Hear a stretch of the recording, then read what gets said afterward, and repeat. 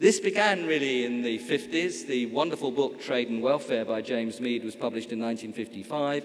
If you want to understand the theory of reform very rapidly, I recommend you read the very short mathematical supplement to Trade and Welfare of 1955. And the Calculus of Consent, published in the early 60s, and Buchanan was working then. So those streams were extremely important, and I'm going to focus more on James Mead, but both of those were very important. And they led to a questioning of simplified quantity intervention by governments. So both those traditions pointed in the same direction towards a liberalization. So there was an intellectual, two important intellectual threads, very different threads, but pointing in the same direction. And the Journal of Public Economics, which Ernst kindly mentioned, which was published in, first published in 1972, reflected that trend. And we had the Diamond Murley's and James Murley's articles. James Murley's on optimum income taxation, focusing on the problems of taxation when you didn't have perfect information. There's a wonderful piece by Ken Arrow in the Papers and Proceedings of the American Economic Association in 1963, pointing to the problems of information in medical care. And I hope that our friends from the United States instruct all their other friends to go back to Ken Arrow's article in 1963 and absorb some of the lessons. So we started to go beyond the simple models of standard welfare economics and the first best, and looked at problems of market imperfections, looked at problems of information, looked at problems of constraints on taxation, and we built up a perspective of how to examine imperfect markets. Now, I don't want to focus on calculations of optimum income taxation. I think that's marginal, or optimum commodity taxation. The specific calculations are not important, but the insights about efficiency and market imperfection are, I think, very important. But we should note, after observing that these things pointed in the same direction, we should observe that there's nothing in the Mead story to suggest small government. There's a lot in the Buchanan story to suggest small government. Now, what about the last 20 years? I think that looking back, the James Mead approach to market imperfections, the public economics approach to market imperfections, got drowned out. In, as it were, the story of the government failure and market failure, both of great importance, we moved from market failure driving us all in the early part of the period after the Second World War to government failure driving us all in the last 20 years. And I think that pendulum approach is damaging and misguided, and most of public policy is about the combination in our analyses of an understanding of government failure and an understanding of market failure. Let me read you, though, Alan Greenspan, chairman of the Fed from 1987 to 2006, to illustrate just how strong some of these statements were. Now, I think Alan Greenspan's a very nice, intelligent man. I'm just using his quotes as an example here. There would be plenty more, but Greenspan is an easy one to pick up on here. And he was, of course, in a dominant position for a long time. So one remark, and it again reflects what Charlie had to say. It's in the American Economic Association. I just quote half a sentence, but it's an important one. Instead of trying to contain a putative bubble by drastic actions with largely unpredictable consequences. A putative bubble.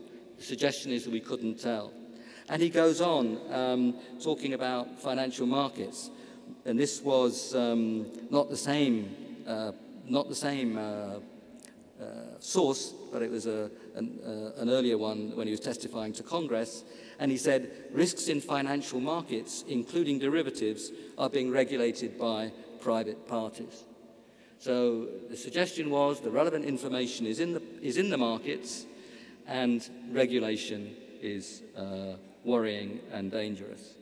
Now, I think we now recognize some of the consequences for extreme versions of that view. We had the gaming, extraordinary gaming from imperfect or bad deregulation in the electricity industry in California. We had the chaos of the privatization of UK rail. We had the tragic loss of life in a rushed transition in in the Republic of Russia during the 1980s, with probably about 1 million deaths from the stresses associated with excess mortality. The stresses produced rises in age-specific mortality rates, and if you do the sums, it comes out as about losses of about 1 million. How much of that was avoidable? I don't know. None of us will ever know. But I do think the very rapid, rushed approach to reform was part of that story. Part of the Enron story, not the only part, but part of the Enron story was mark-to-market accounting. And we heard Charlie describe yesterday the recent housing bubble and the banking crisis which came from it. So there have been really damaging consequences of this story. There have been some successes too, certainly in the US and the UK, from the deregulation. I don't want to minimize those, but we have to point to the costs as well. There have been great successes in China and in India, but those countries were very, very unideological. Both countries have been very pragmatic and step-by-step in their approach. Now, what kind of reasons could I advance to suggest that we actually fed this story?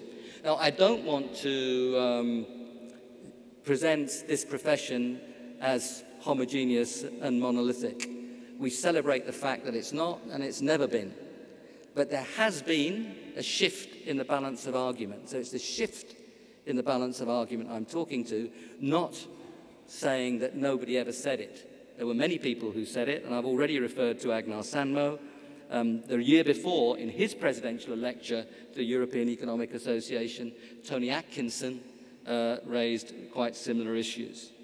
I tried to do it in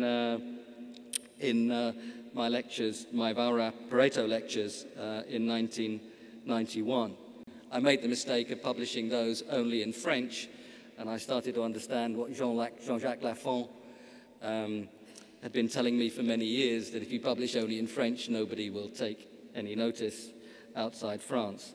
But inside France, Jean-Jacques Lafont himself did take some notice, and he argued, this was in a review of the book on my Valra Pareto lectures, that many issues were not treated well by une économie de marché laissée à elle-même. And he spoke quite significantly in 1972 about the spirit of l'heure du libéralisme triomphant.